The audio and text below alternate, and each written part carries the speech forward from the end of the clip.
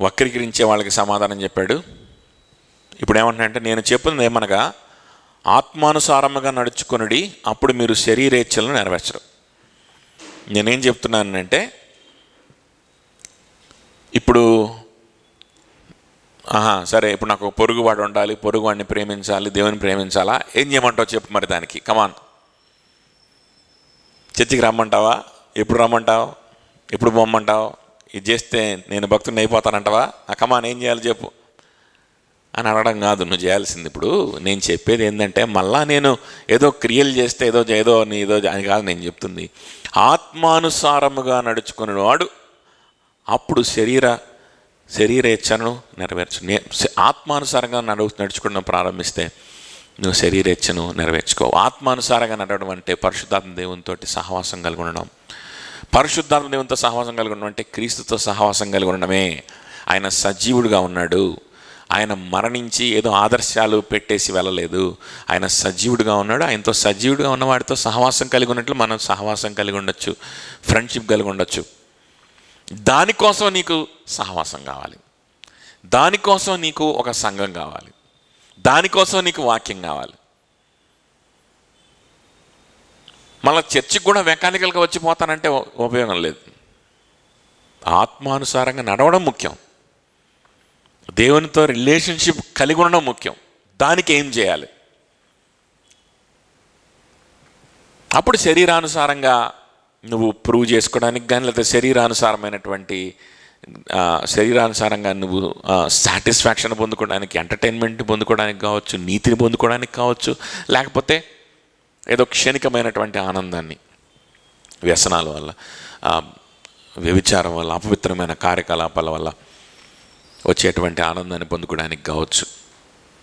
నువ్వు శరీరాన్ని అసలు ఆస్పదం చేసుకో, వాటికి కావచ్చు, లేకపోతే నీ శరీరంలో నువ్వు సాధించిన వాటిలో నువ్వు నీతిని ఎత్తుక్కోవడానికి కావచ్చు. మనం దేనికి కూడా నువ్వు శరీరాన్ని ఆస్పదం చేసుకో. ఎప్పుడు నువ్వు ఆత్మానుసారంగా నడుచుకున్నప్పుడు అది ముఖ్యం. చర్చికి ఊరికే మెకానికల్గా వచ్చి వెళ్తే ఉపయోగం లేదు మళ్ళా. Okay, so this is what I'm telling. So నిన్ను వల్ల నువ్వు పొరుగువాడిని ప్రేమించడం కానీ, ఒకరికొకరు భక్షించుకోకుండా ఒకరినొకరు ప్రేమ కలిగి ఉండడం కానీ, ఆ తర్వాత నెక్స్ట్ కూడా కొన్ని లిస్ట్ ఆఫ్ థింగ్స్ మనం కొన్ని విషయాలు చెప్తూ ఉంటాడు. ఏం చేయకూడని విషయాలు, చేయాల్సిన విషయాలని కొన్ని లిస్ట్ చెప్తుంటాడు. అంటే చేయాల్సిన విషయాలు కాదు అక్కడ, యాక్చువల్గా ఒక లిస్ట్ ఉంది. ఆ లిస్ట్ ఏంటి అని అంటే, అవి చేయకుండా ఉండడానికి ఏం చేయమని కాదు, నీ రూట్స్ని నువ్వు జాగ్రత్తగా చూసుకో. నీ రూట్స్ కనుక నువ్వు ఆత్మానుసారమైన రూట్స్ నీకుంటే, యేసుక్రీస్తుతో నీకు సహవాసం కలిగి ఉండి, యేసుక్రీస్తుకు నువ్వు దగ్గరగా ఉండడానికి, ఆయనకు నువ్వు ఫ్రెండ్గా ఉండడానికి, దానికోసం నువ్వు నిర్ణయాలు తీసుకుంటూ, దానికోసం నువ్వు ఏంటంటే ముందుకు అడుగులు వేస్తూ ఒక్కొక్క అడుగు నువ్వు ముందుకు వెళ్ళావంటే ఆటోమేటిక్గా నువ్వు శరీరానుసారంగా ఉండవు.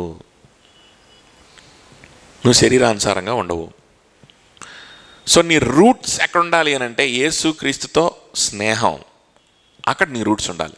యేసుక్రీస్తుతో సహవాసం చేయడం, అక్కడ నీకు రూట్స్ ఉండాలి. ఆయన్ని ప్రేమించడం, ఆయన సువార్తని ధ్యానించి ఆయన ఎంత నిన్ను ప్రేమించాడో అర్థం చేసుకోవడం, అక్కడ నీ రూట్స్ ఉండాలి. అక్కడ నీ రూట్స్ ఉంటే ఇవన్నీ కూడా ఇప్పుడు నేను చెప్పబోయేటువంటివి అన్నీ కూడా fruits, they are not roots. నిన్ను వల్ల నువ్వు పొరుగువాడిని ప్రేమిస్తే అప్పుడు నువ్వు ఆత్మీయంగా అందులోంచి ఎదుగుతావు అంటే నో, అది కాదు, అది తప్పు. అది రూట్ కాదు, అది ఫ్రూట్. రూట్ ఏంటి? యేసుక్రీస్తు. ఆ రూట్స్లో నువ్వు ఉండడానికి నీకు మంచి సహవాసం కావాలి, స్థానిక సంఘం కావాలి, సువార్త కావాలి, మంచి వాక్యాన్ని వివరించేటువంటి సహోదరులు కావాలి. ఆ రూట్స్ ఎప్పుడైతే నీకు ఉంటాయో అప్పుడు automatically you will bear the fruit. Fruits are only evidence that the roots are working well. The fruit is only evidence that this is so and so tree. కదా, అది ఎవిడెన్స్ మాత్రమే.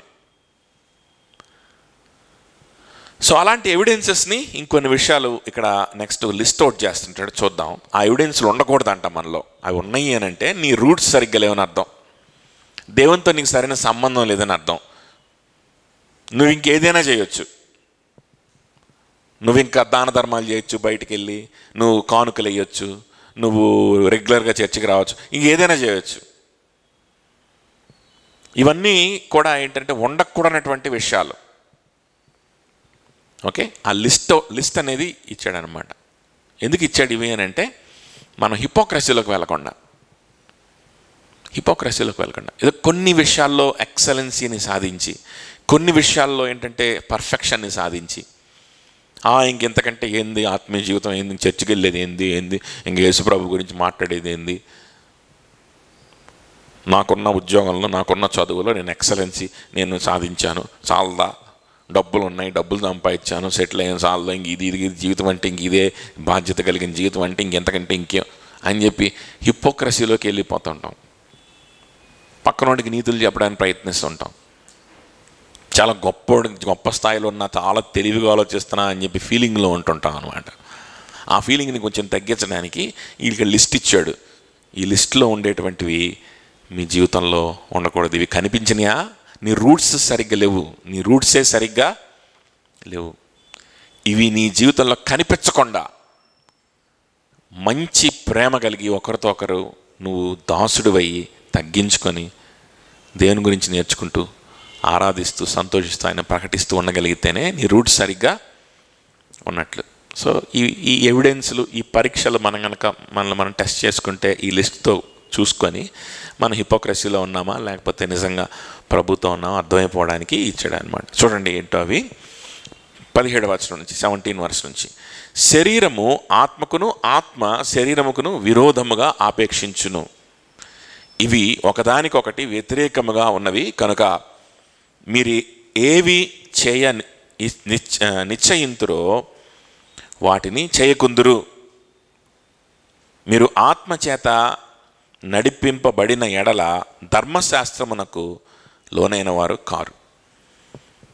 ఈ 18th వర్స్ యొక్క అర్థం ఏంటో మనం తర్వాత చూద్దాం. అది మరలా మనకి వస్తుంది అనమాట. 26th వర్స్లో వస్తుంది కాబట్టి దాని గురించి తర్వాత చూద్దాం. 24th వర్స్లో వస్తుంది, తర్వాత చూద్దాం. 18th వర్స్ 24th వర్స్ అది పక్కన పెట్టేసేయి. 17th వర్స్లో ఏమంటున్నాడు అని అంటే ఆత్మకును శరీరముకు విరోధముగా ఆపేక్షిస్తుంటాయి అంట. ఆత్మ శరీరంకి ఈ రెండింటి మధ్యలో ఏముంటుందంట, విరోధం అనేది ఉంటుంది. కాబట్టి ఒక నిజమైనటువంటి క్రైస్తవుల్లో, ఒక నిజమైనటువంటి విశ్వాసిలో ఎప్పుడు కూడా ఒక కాన్ఫ్లిక్ట్ ఉంటుంది, ఒక వార్ ఉంటుంది. ఇది మనల్ని కృంగదీసే కాన్ఫ్లిక్ట్ కాదు, ఇది మనల్ని సందేహాల్లోకి నెట్టేసే కాన్ఫ్లిక్ట్ కాదు, అపార్థం చేసుకోవద్దు. ఇది మనల్ని అన్సర్టెనిటీలోకో లేకపోతే ఇది మనల్ని ఏమంటారు ఒక అయోమయ పరిస్థితిలోకి నెట్టివేసేటువంటి కాన్ఫ్లిక్ట్ కాదు. ఇది ఒక హెల్దీ కాన్ఫ్లిక్ట్, ఇది ఒక హెల్దీ వార్ జరుగుతూ ఉంటుంది. మనం ఎవరో మనకు గుర్తింపునిచ్చేటువంటి వార్ అన్నమాట కదా. స్వతంత్ర పోరాటం ఉందనుకోండి, స్వతంత్ర పోరాటం అనేటువంటిది ఏంది ఈ పోరాటాలు ఇవన్నీ అని చెప్పి అనుకుంటే వాళ్ళు మన స్వతంత్రం వస్తుందా, రాదు. ఎందుకు ఈ గొడవలు ఇవన్నీ అనుకుంటే మన స్వతంత్రం వస్తుందా, రాదు. ఆ పోరాటమే మన గుర్తింపు. మనం స్వతంత్ర ప్రజలుగా ఉండాలని ఇష్టపడుతున్నాం, మనొక సావరెన్ నేషన్గా ఉండాలని ఇష్టపడుతున్నాం అని మనకు ఐడెంటిటీని చూపించేదే ఆ పోరాటం. అది లేకపోతే మనం లేం, అది లేకపోతే మన జీవితాలకి, మన దేశానికి, మన జాతికి అర్థం లేదు. అర్థమవుతుంది చెప్పింది. అలాంటి ఒక పోరాటం ప్రతి విశ్వాసలో ఉంటుంది. నిజంగా విశ్వాసం అయితే నువ్వు ఈ కరిసేవాళ్ళ బ్యాచ్లో ఉంటే ఈ విశ్వాసం అని చెప్పుకొని పోజులు కొట్టి మేము చాలా ఆశీర్వదింపబడుతున్నాం, పర్ఫెక్ట్గా ఉన్నాం, ఈ పోజులు, ఈ బ్యాచ్ ఉంది కదా, ఈ కరిసే బ్యాచ్, ఈ బ్యాచ్లో ఉంటే వీళ్ళకి ఆ పోరాటాలు ఏముండవు, వాళ్ళకి ఈ పోరాటాలు ఏముండవు. వాళ్ళు అనుకుంటారు, యాంబిషన్ పెట్టుకుంటారు, దాని గోల్ని సాధించడానికి నానా చాకిరీ చేస్తుంటారు, వాళ్ళు సాధిస్తారు, పోజు కొడుతుంటారు. అక్కడ పోరాటం ఏముంది? పోరాటం ఏం లేదు. యాంత్రికంగా పనిచేస్తుంటారు అంతే. ఎంటర్టైన్మెంట్ కోసం పక్కనోడిని పీడిస్తుంటారు, వీడు గొప్పలు చెప్పుకొని, వాడిని తక్కువ చేసి కదా, సాక్ష్యాలు చెప్పి, కృతజ్ఞత కోటాలు పెట్టి పక్కన ఇసిగిస్తుంటారనమాట. ఈ కృతజ్ఞత కోటాలు అంటే ఇసికింపుడు కోటాలే. నేను గొప్ప, నేను అది సాధించా, మా పిల్లలు అది సాధించారు, అది చేశారు, దేవుడు ఆశీర్వదించాడు, దేవుడు గొప్పగా చేశాడు, మరి మీరేం చేస్తున్నారు, నేను గొప్పని, దీనికోసం కదా పలవ పెట్టి వాళ్ళకి ఇవన్నీ చేసేది. కృతజ్ఞత కోటం అంటేనే ఈ దరిద్రం ఉంటుంది. అందులో ఇంతకుమించి ఏముండదు. దేవునికి కృతజ్ఞత ఏముంటుంది? ఏముండవు కదా. ఇది చెప్పుకోవడానికే కదా థ్యాంక్స్ గివింగ్ మీటింగ్. సో ఈ బ్యాచ్ వేరే. ఈ బ్యాచ్కి కాన్ఫ్లిక్ట్స్ ఏమి ఉండవు, లోపల కాన్ఫ్లిక్ట్ ఏముండదు. వాడు అనుకున్నది చేసేస్తుంటాడు. వాడికి అలా సక్సెస్ అవ్వడం ఇష్టం, డబ్బులు సంపాదించడం ఇష్టం, సంపాదించాడు అంతే. కాన్ఫ్లిక్ట్ ఏమి ఉండదు. వాడు ఒక ఫ్లోలో కొట్టుకొని పోతుంటాడు అంతే. కానీ నిజమైన హిపోక్రైట్ గురించి పక్కన పెడితే, నిజమైన విశ్వాసికి ఎప్పుడు కూడా హృదయంలో ఏముంటుందంటే ఒక వార్ జరుగుతూ ఉంటుంది. ఆ వారే వాడి ఐడెంటిటీ. హృదయమేమో, శరీరమేమో ఏం చెప్తా ఉంటుందంటే, నన్ను ఉపయోగించుకో, ఏదో సాధించు, నన్ను ఏదో ఒకటి హైలైట్ చేయి, అప్పుడే నిన్ను విలువిస్తారు. ఏదో ఒకటి సాధించు.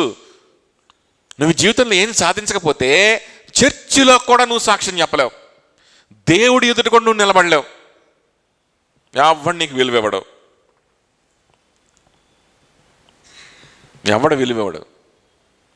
కాబట్టి నువ్వేం చేయాలి? ఖచ్చితంగా నా మీద ఆధారపడు, నన్ను ఉపయోగించి నా ద్వారా ఏదో ఒకటి సాధించు అని చెప్పి శరీరం ఒక పక్క చెప్తా ఉంటే, ఆత్మ, పరిశుద్ధాత్మ దేవుడు మన ఆత్మ ద్వారా ఆయన ఏం మాట్లాడుతూ ఉంటాడంట, శరీరాన్ని ఆస్పదం చేసుకోవద్దు, నువ్వేదో శరీరంలో ఏదో సాధిద్దాం, ఏదో మెప్పు పొందుకుందాం అనేటువంటి తాపత్రయంలోకి, ఆ ట్రాప్లోకి దిగొద్దు. నిన్ను ఒకటి గుర్తించేది ఏంటి? నేను నీకు విలువిచ్చాను, నేను నా రక్తమంతా కార్చి నీకు అంత విలువనిచ్చాను. నీకు ఇంకొకటి ఎవడో నువ్వు చేసిన క్రియలను బట్టి నీకు విలువిచ్చేది ఏంటి? నువ్వు నన్ను ప్రేమిస్తున్నావు, అదే నీ సాక్ష్యం. నువ్వు నాతో కలిసి బ్రతుకుతున్నావు, దట్ ఈస్ యువర్ టెస్టిమనీ. అది పక్కనోడికి అర్థమైతే ఏంటి, అర్థం కాకపోతే ఏంటి? ఆ సాక్ష్యంలో డబ్బులు ఇన్వాల్వ్ అయితేనే వాడికి అర్థమైద్ది. వదిలేసి అటువంటి వాడిని, వాడి దగ్గర సాక్ష్యం చెప్పాలని తాపత్రయపడ్డం దేనికి? అని లోపల పరిశుద్ధాత్మ దేవుడు చెప్తా ఉంటాడు, you be with me, you think about Christ, you think about what you can do for him, you think about how you can proclaim him, you think about how you can be more and more close to him each day through the fellowship, through the word of God. Enjoy him. Whatever you do, do it for him. నువ్వు చదువుకున్నాను, ఒక skill నేర్చుకున్నాను, ఒక ఏది నేర్చుకున్నా సరే ఆయన కోసం, ఆయనతో బ్రతకడానికి అన్నట్లుగా చదువు, అన్నట్లుగా నేర్చుకో. దానివల్ల ఏ ఉపయోగాలు వస్తాయో ఆయన చూపిస్తాడు. ఈ ఎచ్చులోడు సమాజానికి ఉపయోగపడేదానికంటే ఇలాంటి వాళ్ళే ఉపయోగపడ్డారు కూడా. ఈ ఎచ్చులు క్రైస్తవులు ఎవరైతే ఉన్నారో వీళ్ళ వల్ల దమ్మిడి ఉపయోగం ఉండదు ఎవరికి, సమాజానికి. ఎవరైతే వీటన్నింటి పక్కన పెట్టుకొని ప్రభు కోసం ప్రాణమైన పోయినా పర్వాలేదని ఆయన సువార్తని ప్రకటించాలని ఈ దేశంలోకి వచ్చారో వాళ్ళే చదువు చెప్పారు, వాళ్ళే కాలేజీలు కట్టారు, వాళ్ళే హాస్పిటల్ కట్టారు. గుర్తుపెట్టుకోండి, ఏదైనా మేలు జరిగిద్ది అని అంటే ఏసై కోసం బ్రతికే వాళ్ళనే మేలు జరుగుద్ది సమాజానికి. ఇది చరిత్రలో జరుగుతున్న విషయం. అర్థమవుతుందా? ఎచ్చులు పడే వాళ్ళ వల్ల ఏ ఉపయోగం ఉండదు. ఈ క్రైస్తవుల వల్ల, ఈ నామకార్థమైన వాళ్ళ వల్ల, ఈ కరిసే బ్యాచ్ అనమాట ఇది క్రైస్తవులు అనకూడదు వాళ్ళని. వీళ్ళ వల్ల ఏం ఉపయోగం ఉండదు, ఎవడికి ఉపయోగం ఉండదు. మళ్ళీ వీళ్ళ అంబిషన్ అంతా ఎందుకు ఉద్ధరిద్దాం ప్రపంచాన్ని అని, వీళ్ళ ఆలోచన అంతా, వీళ్ళు చెప్పే నీతులన్నీ అట్లా ఉంటాయి. మళ్ళీ ఆడి వల్ల ఏం ఉపయోగం ఉండదు, ఆడి మాట్లాడినామంటే నీ వల్ల కూడా ఏం ఉపయోగం ఉండదు దేశానికి. గుర్తుపెట్టుకోండి. ఓకే, సో నిజమైన క్రైస్తవుడిలో ఏంటంటే ఈ వార్ జరుగుతూ ఉంటుంది. శరీరమేమో ఆ విధంగా బ్రతుకుతూ ఉండమని చెప్తుంది, పరిశుద్ధాత్మ దేవుడేమో no, you have righteousness in me, you have your satisfaction in me, live for me, live for Christ, he will take care what you should do. ఈ రెండు పోరాడుతూ ఉంటాయి, ఒక పోరాటం జరుగుతూ ఉంటుంది ఎప్పుడు కూడా. అప్పుడు మనం శరీరాన్ని ఈ పోరాటంలో ఓడించి ఆత్మానుసారంగా నడుస్తూ ఉంటాం. అది విశ్వాసులు చేసేటువంటి పని. That is the life style of a true believer. A true believer who has freedom in Christ.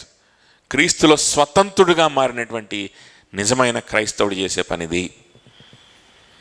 సరే, 18th వర్స్ పక్కన పెడదామని చెప్పాం కదా, 19th వర్స్కి వెళ్దాం. చూడండి, శరీర కార్యములు స్పృష్టమైనవి అని ఒక లిస్టును స్టార్ట్ చేస్తూ ఉన్నాడు. సో ఈ లిస్టు ఉంది, చాలా పెద్ద లిస్టే ఉంది. ఈ లిస్టుని ఏంటనంటే చాలామంది బైబిల్ పండితులు ఏంటి అనంటే దీన్ని కొన్ని గ్రూప్స్గా డివైడ్ చేయడం జరిగిందనమాట. సో అందులో బెస్ట్ క్లాసిఫికేషన్ని నేను మీకు చెప్తాను. చూడండి, అదేంటి అనంటే ఫస్ట్ గ్రూప్ జారత్వము అనే గ్రూపు. ఫస్ట్ గ్రూప్ ఏంటి? జారత్వము అనే గ్రూప్. ఈ గ్రూప్లో ఏమేమి ఉంటాయి అనంటే జారత్వం ఉంటుంది, అపవిత్రతలు ఉంటాయి, కాముకత్వము ఉంటుంది. జారత్వము, అపవిత్రత, కాముకత్వం ఫస్ట్ ఉన్నాయి మూడే కదా. అదొక గ్రూపు. సెకండ్ గ్రూప్ ఏంటి అనంటే విగ్రహారాధన అనే గ్రూపు. సెకండ్ గ్రూప్ ఏంటి? విగ్రహారాధన. చూడండి, విగ్రహారాధన అంటే ఊరికే విగ్రహాలకు మొక్కడం ఒకటే కాదు, ఒక గ్రూప్ అదంతా విగ్రహారాధన కిందకే వస్తాయి అన్నమాట. ఏంటి అనంటే అభిచారములు అనేది కూడా విగ్రహారాధన కిందకే వస్తుంది. అభిచారము, ఓకే, విగ్రహారాధన, అభిచారము, ఇది ఒక గ్రూపు. థర్డ్ గ్రూప్ ఏంటి అంటే ద్వేషములు. ఇది పెద్ద గ్రూపు. ద్వేషములు అనేటువంటిది పెద్ద గ్రూప్. ఇది ఎక్కువ సంఘాల్లో లేకపోతే ఎక్కువ క్రైస్తవులను చెప్పుకుంటున్నటువంటి వాళ్ళలో ఇవి ఉంటాయి. కాబట్టి వీటి గురించి కొంచెం విస్తారంగా ఇచ్చాడనమాట. ద్వేషములు, కలహములు, మత్సరములు, క్రోధములు, కక్షలు, భేదములు, విమతములు, అసూయలు, ఇవన్నీ ఒక గ్రూపు. లాస్ట్ గ్రూప్ వచ్చేసి ఇందులో రెండు ఉన్నాయి, మత్తతలు, అల్లరితో కూడిన ఆటపాటలు. ఇది ఒక గ్రూపు, మత్తతలు, అల్లరితో కూడిన ఆటపాటలు. సో ఒక్కొక్క గ్రూప్ గురించి మనం చూద్దాం. ఒక్కొక్క మాట గురించి మనం ఆల్మోస్ట్ ఒక్కొక్క మాట గురించి కూడా మనం చూద్దాం. సో ఫస్ట్ గ్రూపు జారత్వం, అపవిత్రత, కాముకత్వం. ఏంటి దీని గురించి బైబిల్లో ఇంకెక్కడన్నా ఏమన్నా ఉందా అని మనం చూసి మనంతా ఇన్ఫర్మేషన్ గ్యాదర్ చేస్తే అది ఏంటో మనకు అర్థమవుతుంది. సో ఇది సింపుల్గా చెప్పాలి అని అంటే సమ్ ఇల్లిసిట్ రిలేషన్షిప్, ఏదో ఒక అపవిత్రమైనటువంటి సంబంధం గురించినటువంటి మాట ఇది. ఓకే, సెక్షువల్ సిన్ ఇన్వాల్వ్ అయినటువంటి మాట ఇది. సెక్షువల్ సిన్ అని అంటే కేవలం ఏంటి, ఒక భార్యని మోసం చేసి ఇంకొక ఆమెతో ఉండడం, భర్తను మోసం చేసి ఇంకొక అతనితో ఉండడం మాత్రమే కాదు. ఫార్నికేషన్ అనేటువంటిది కూడా సెక్షువల్ సిన్లో కిందకే వస్తుంది. ఫార్నికేషన్. ఈ ఫార్నికేషన్ అనేటువంటి మాట యొక్క గ్రీక్ పదం ఏంటి అని అంటే ఇది బైబిల్లో ఉంది కదా, ఫార్నికేషన్ అనేటువంటిది. సో ఈ ఫార్నికేషన్ అనేటువంటి మాట ఒక గ్రీక్ పదం నుంచి వచ్చింది. ఆ గ్రీక్ పదం ఏంటంటే పోర్నోయా అనేటువంటి గ్రీక్ పదం నుంచి. అదవుతుందా? సో ఇక్కడ ఒక వ్యక్తి ఇన్వాల్వ్ అవ్వకపోవచ్చు, ఆ వ్యక్తితోటి సెక్షువల్ రిలేషన్షిప్ అనేటువంటిది డైరెక్ట్గా ఫిజికల్గా ఇన్వాల్వ్ అవ్వకపోవచ్చు. అవ్వకుండా నీ మనసులోకి అపవిత్రమైనటువంటి తలంపును తీసుకొచ్చి నీ మనసును చెడగొట్టి నీ శరీరముని ఆ విధంగా ఏంటి అని అంటే మార్చేసేటువంటి, అది దృశ్యాలు కావచ్చు, మాటలు కావచ్చు, అది ఏదైనా కావచ్చు, దాన్ని ఫార్నికేషన్ అంటారు. అదవుతుందా? చూడండి, ఇవన్నీ కూడా ఈ ఫస్ట్ గ్రూప్లోకి వస్తాయి. దీని గురించి మిగిలిన పత్రికలు ఏమున్నాయో ఒకసారి చూద్దాం. 2 కొరింథీయులకు రాసిన పత్రిక 12:21, 2 Corinthians 12:21.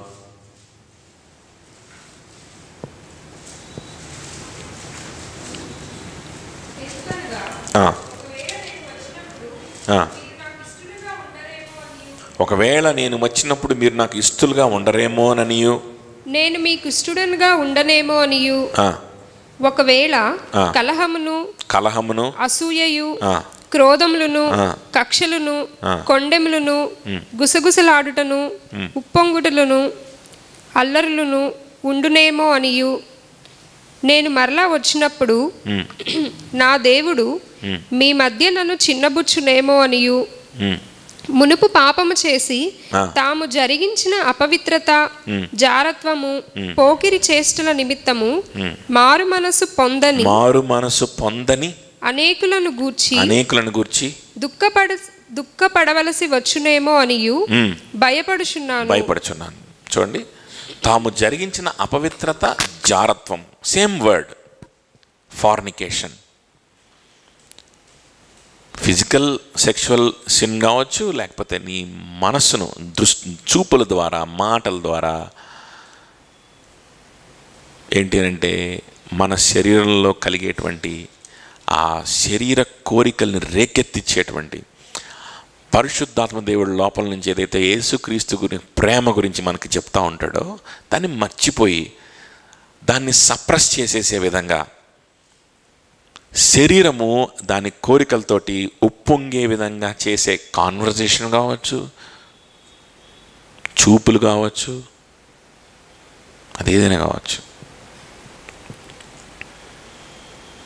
చాలామంది వివాహానికి సిద్ధపడుతున్నాం, లేకపోతే ఏదో ఏంటి అని అంటే మేము ఏదో మాట్లాడుకుంటున్నాం, ఆ అబ్బాయిని ప్రేమిస్తాను పెళ్లి చేసుకుందామనే మాట్లాడుతున్నా అన్నట్టుగా మాట్లాడుతాను స్టార్ట్ చేస్తారు. అవి ఏదో పరిచయం పెంచుకోవడానికో లేకపోతే ఏదో తెలుసుకోవడానికి అయితే పర్వాలేదు, కానీ ఇటువంటి చేంజెస్ని మన శరీరంలో ఆ కాన్వర్జేషన్ జరిగిస్తుందని తెలుసుకున్నటువంటి మరుక్షణం మనం అర్థం చేసుకోవాల్సింది ఏంటి అని అంటే దిస్ ఇస్ సిన్. ఇది దేవునికి సంబంధించింది కాదు. ఇది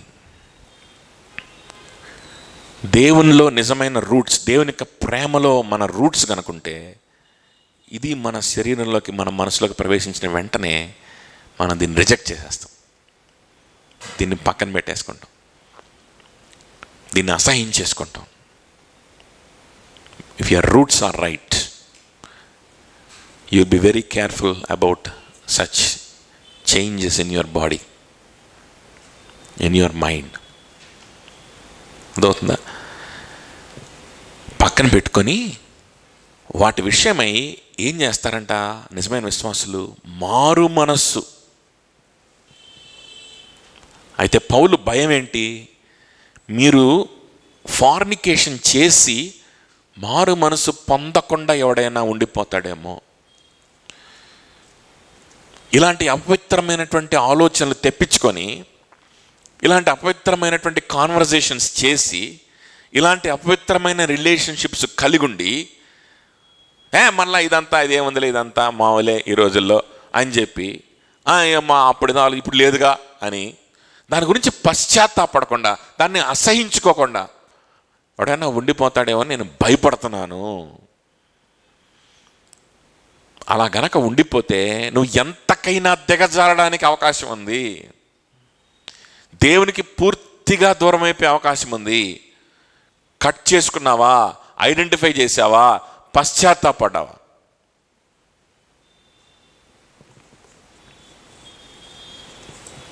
అర్థమవుతుందా? ఇది మోస్ట్లీ ఏంటంటే ఒక వ్యక్తితోటి ఒక మంచి రిలేషన్షిప్లో ఉన్నంత మాత్రం జరగదు. ఒక ఆడ మగ మధ్యలో ఏదో ఒక స్నేహం, ఒక రిలేషన్షిప్ ఉన్నంత మాత్రాన జరిగిపోదు. ఎవరితో అయినా, ఏ జెండర్ వాళ్ళతో అయినా, ఎవరైనా సరే ఎంత రిలేషన్షిప్ అయినా మనం కలిగి ఉండొచ్చు, ఎంతైనా ప్రేమ కలిగి ఉండొచ్చు. కానీ జాగ్రత్త పడాల్సిన విషయం ఎక్కడ అంటే కాంటాక్ట్ విషయంలో.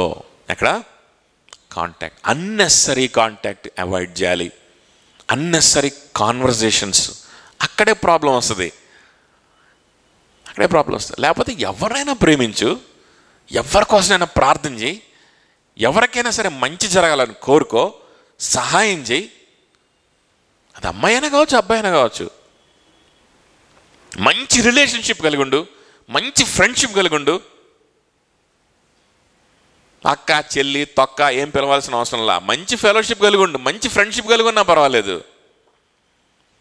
As long as you limit your contact, as long as you are very careful about the contact, అపవిత్రత అందులోకి ఏం రాదు. ఎప్పుడైతే అన్నెసరీ కాంటాక్ట్ ఉంటుందో, ఎప్పుడైతే అన్నెసరీగా ఏంటి అని అంటే ఎక్సెసివ్గా కాంటాక్ట్ ఉంటుందో, అది ఫిజికల్గా కావచ్చు లేకపోతే వెర్బల్గా కావచ్చు, అప్పుడు ఇలాంటివి వాటిలో మనం పడిపోయే అవకాశం ఉంటుంది. కానీ కొన్నిసార్లు అవాయిడ్ చేయలేం. కానీ పడిన వెంటనే ఏం చేయాలి? గుర్తించాలి, అసహించుకోవాలి, తన నుంచి దూరం వెళ్ళిపోవాలి, పశ్చాత్తాపడాలి. కామనేలే జరుగు, ఏం చేస్తాను సరే మళ్ళీ అని అనుకుంటే కుదరదు.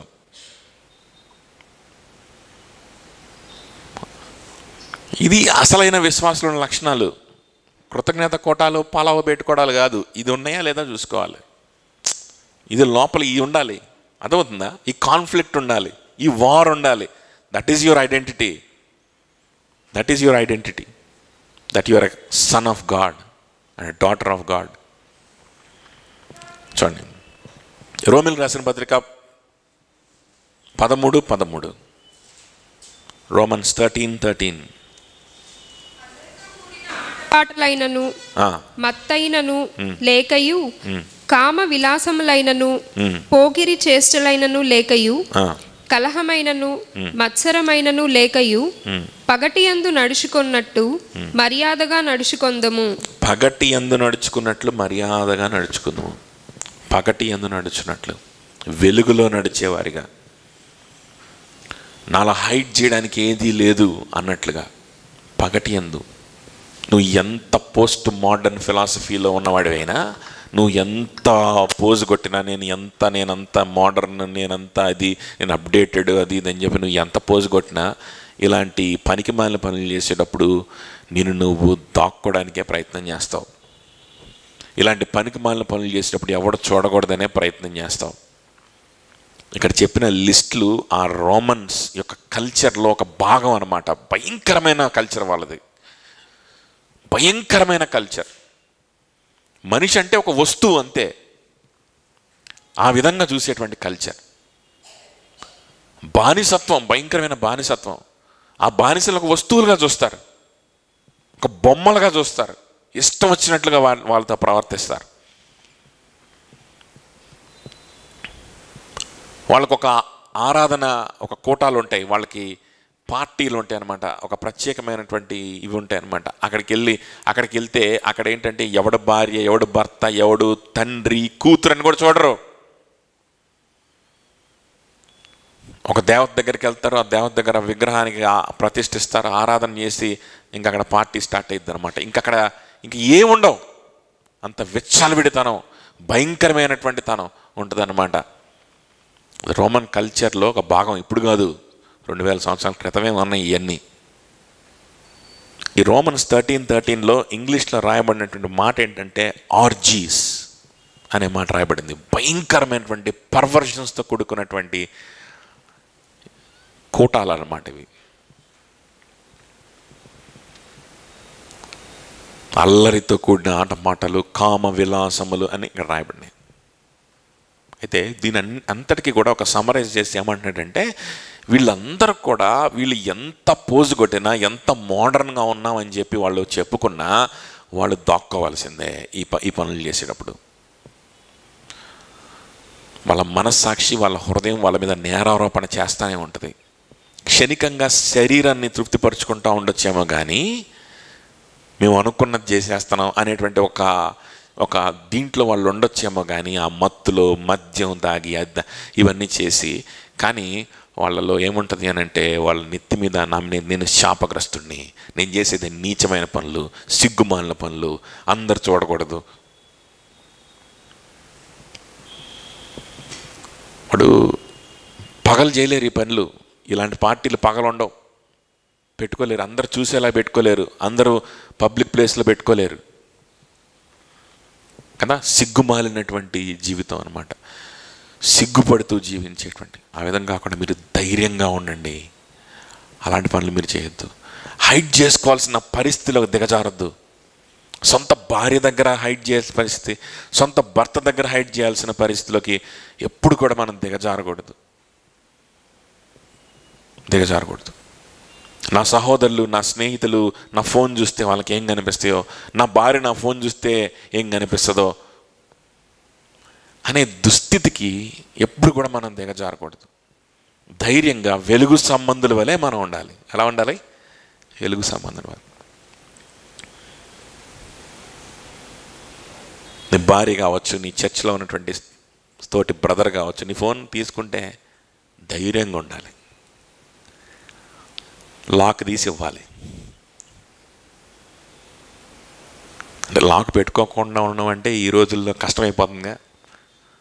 లాక్ పెట్టుకోకపోతే ఫోన్ ఒప్పుకోవట్లా ఇప్పుడు. అది సో లాక్ అనేది ఉంటుంది కాబట్టి తీసిచ్చే పరిస్థితిలో ఉండాలి.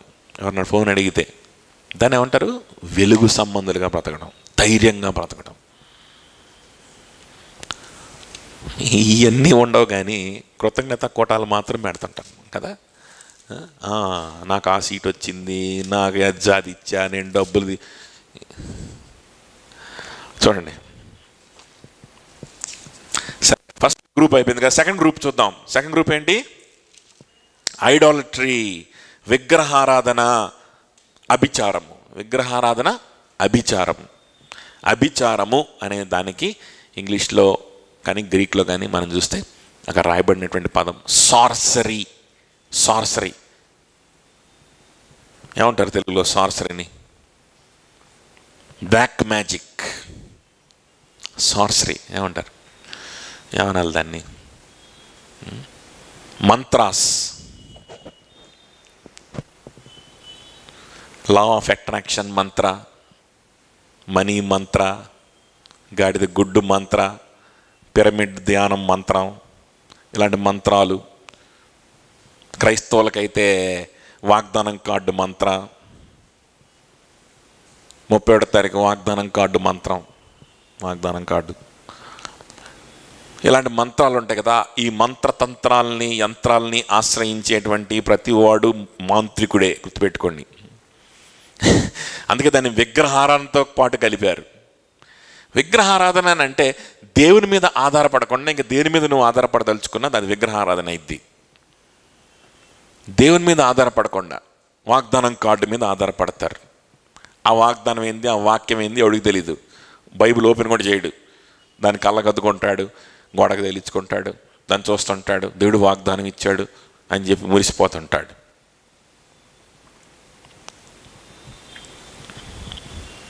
అఫర్మేషన్స్ చేసుకుంటుంటాడు కొంతమంది. అఫర్మేషన్స్ ఇదొక దరిద్రం. పేపర్ మీద రాసుకోవడం, వాటిని అఫర్మేషన్స్ అని వాటిని జపించడం.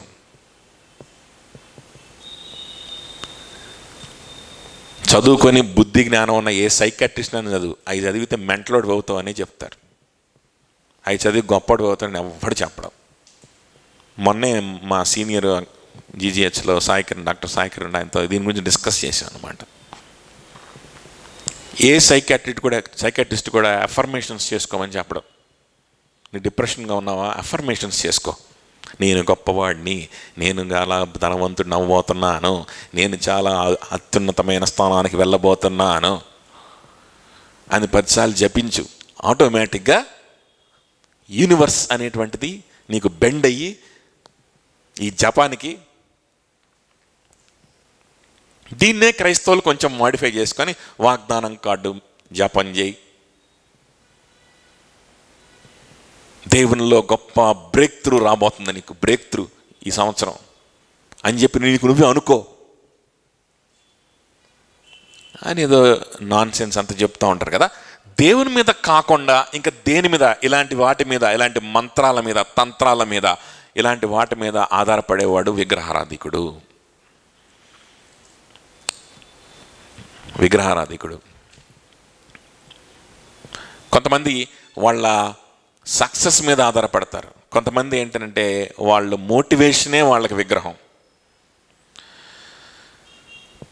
చూడండి, నిర్గమకాండంలో ఏం జరిగిందంటే, మీరు తీయొద్దు, తర్వాత చూడండి 32లో మీరు చూసి తెలుస్తుంది. దాన్నే మరలా 1 కొరింథియన్స్ 10th చాప్టర్లో పౌలు మళ్ళా చెప్తాడు. రాసుకునే వాళ్ళు తర్వాత చదువుకోండి. అందులో ఏముంటుందంటే, అరణ్యంలో మీ పితరులు నశించిపోయారు అని చెప్పి యూదులు అయినటువంటి ఆ విశ్వాసులకు చెప్తుంటాడు. ఎందుకు వాళ్ళు నశించిపోయారు అని అంటే, ఏం జరిగింది, ఆ అరణ్యంలో వాళ్ళు ఈజిప్ట్లో నుంచి కానానికి వాళ్ళు వెళ్ళేటువంటి ఆ ఎక్సోడస్ టైంలో ఏం జరిగింది అని అంటే, వాళ్ళు ఎర్ర సముద్రం దాటారు, మన్నా కురిసింది, పైనుంచి ఊరకనే అవుట్ ఆఫ్ నథింగ్ వాళ్ళకి ఫుడ్ వచ్చింది. కొన్ని రోజులు అవి తిని బ్రతికారు. మామూలు విషయం కాదు కదా ఫుడ్ దొరకడం. అరణ్యంలో ఎక్కడ లేవు, ఫుడ్ లేవు, చెట్లు లేవు, చేమలు లేవు, అరణ్యం అది. ఏం చేయాలి అని అంటే, దేవుడు ఏం చేశాడంట, మన్నాను కురిపించాడంట పైనుంచి. It's a wonderful thing. So ఎర్ర సముద్రం దాటారు, మన్నా కురిసింది, ఇలాంటి అద్భుతాలు జరిగినాయి, బండలోంచి నీళ్ళు వచ్చినాయి, అవన్నీ త్రాగారు అని అంతా జరిగింది.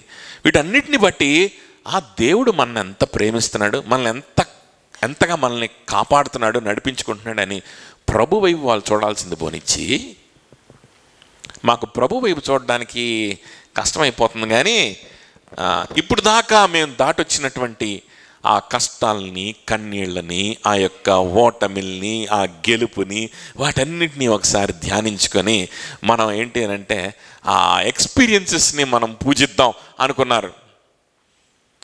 మరి దానికి ఒక చిహ్నం కావాలి కదా.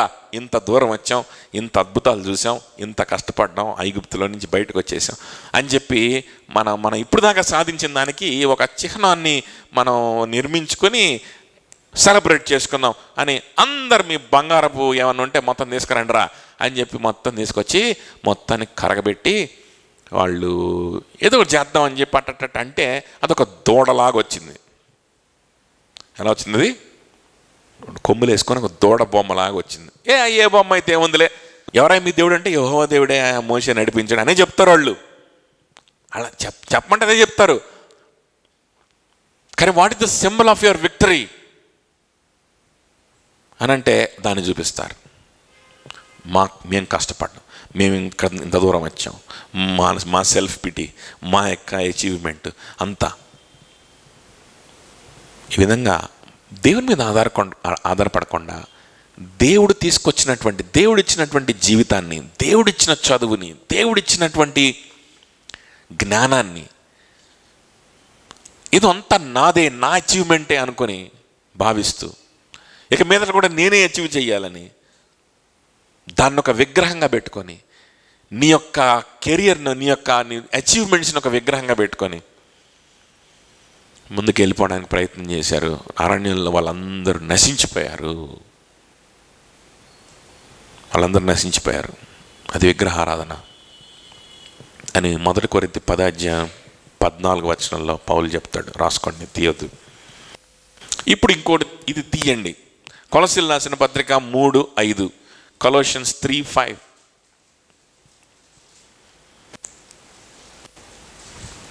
కావున భూమి మీదనున్న మీ అవయవములను అనగా జారత్వమును, అపవిత్రతను, కామాతురతను, దురాశను, విగ్రహారాధన అయిన ధనాపేక్షను చంపివేయుడి. విగ్రహారాధనైన ధనాపేక్షను చంపివేయుడి.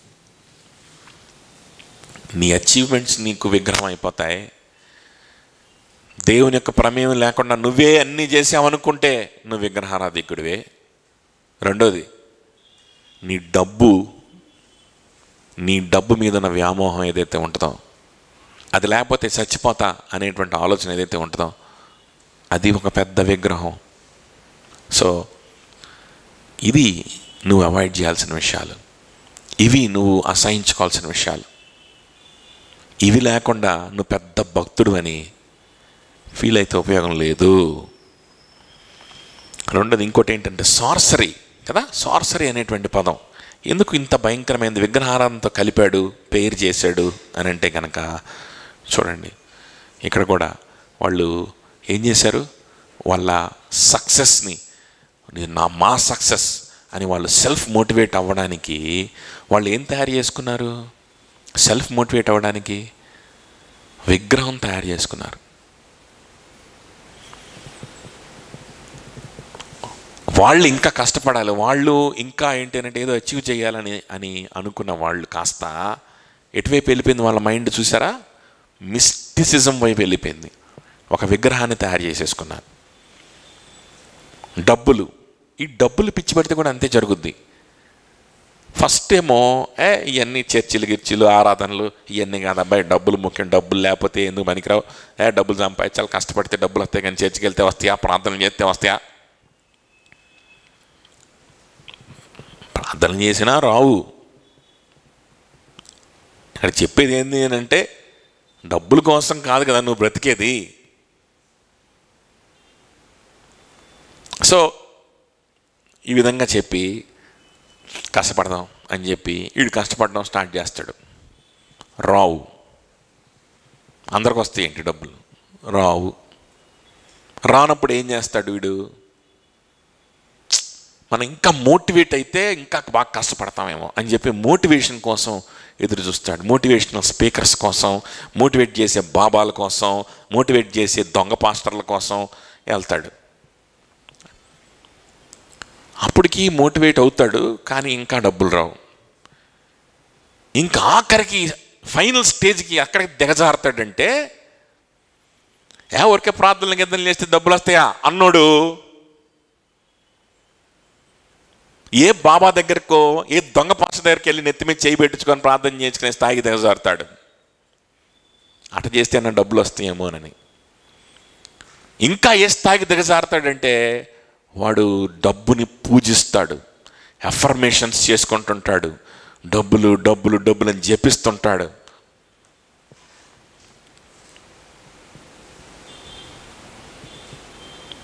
ఈ విధంగానే మన భారత సమాజంలో డబ్బులు అనేటువంటి దాన్ని దేవతగా పూజిస్తారు. ఏదో శుక్రవారం శనివారం ఎవడికన్నా డబ్బులు ఇస్తే ఇంక అట్టానే వెళ్ళిపోతాయి డబ్బులు, ఎవడికి కొండ దాచిపెట్టుకుంటే ఇంకా వస్తాయి,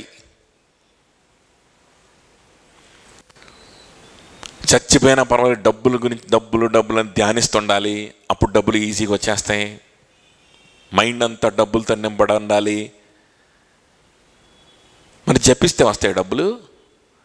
ఇట్లాంటి పిచ్చి పిచ్చి సెంటిమెంట్లు పాటిస్తే వస్తాయి డబ్బులు. నువ్వేం కొత్త కూసావు, యేసుప్రభు అంటే డబ్బులు వస్తాయి ఏంటి, డబ్బులు లేకపోతే ఏం ఉపయోగం అన్నావుగా నువ్వే. మళ్ళీ నువ్వు చేస్తున్న పని ఏంటి, మంత్రాలు తంత్రాలు బాబాలు దొంగ పాస్టర్లు ఇటు చుట్టూ తిరుగుతున్నావు ఆఖరికి నువ్వు కదా. చూడండి, విగ్రహారాధన. ఒకసారి దేవుని మీద ఆధారపడకుండా నీ సంతోషం కోసం, నీ సెక్యూరిటీ కోసం కావచ్చు, what ever it might be, నీ అవసరాల కోసం కావచ్చు, దేవుని మీద ఆధారపడకుండా ఒకసారి వేరే వాటి మీద ఆధారపడడం స్టార్ట్ చేసావనుకో, నువ్వు ఎంతకైనా దిగజారిపోతావు. నువ్వు మంత్రాలు తంత్రాలు యాంత్రికుడిగా మాంత్రికుడిగా మారిపోతావు, అఘోరం అయిపోతావు. గుర్తుపెట్టుకో. అని డబ్బుల గురించి ఆలోచించేవాడిని, ప్రాక్టికల్గా థింక్ చేసేవాడిని, ప్రాక్టికల్ సొల్యూషన్స్ ఎప్పుడు నేను ఆలోచించేవాడిని. నేను ఎట్లా అఘోరాన్ని అవుతానంటే నువ్వే అవుతావు అఘోరా. అర్థమవుతుంది చెప్పింది.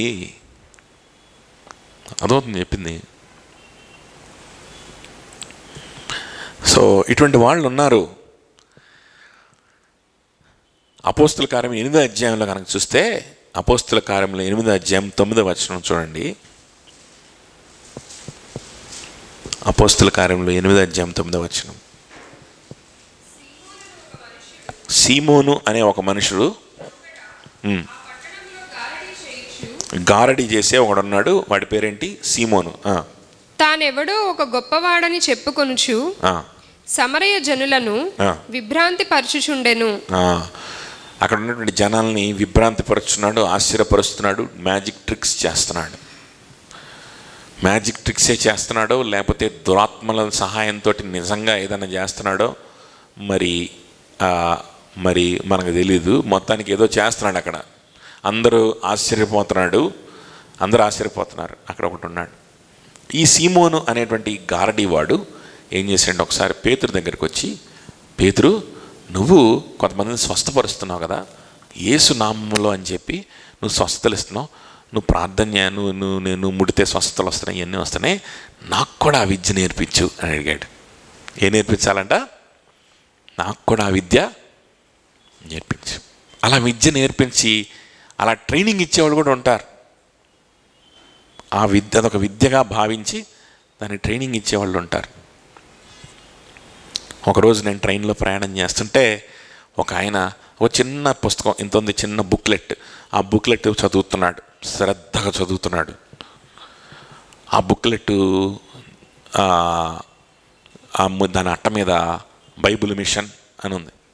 ఏదో బైబిల్ పుస్తకం చదువుతున్నట్టున్నాడు, క్రైస్తవులాగా ఉన్నాడు. ఏంది బ్రదర్ ఏం చదువుతున్నారు అని చెప్పి తొంగి చూస్తే నాకు భయం వేసింది. ఆ బుక్లో వాక్యం లేదు, ఏమీ లేవు, సెంటెన్సులు లాగా కూడా లేవు. ఈ తెలుగు గ్రామర్ పుస్తకంలో ఉంటాయి కదా, కాకి దీర్ఘం ఇస్తే కా ఒత్తిస్తే ఇవన్నీ ఉంటాయి, అట్లా కొన్ని పదాలు ఉన్నాయి అన్నమాట. అలా కొన్ని పదాలు ఉన్నాయి. అవన్నీ వాటిని ప్రొనౌన్స్ చేయడానికి ప్రయత్నం చేస్తే మంత్రాల్లాగా ఉన్నాయి. వాడు ఎన్ని బట్టి పడుతున్నాడు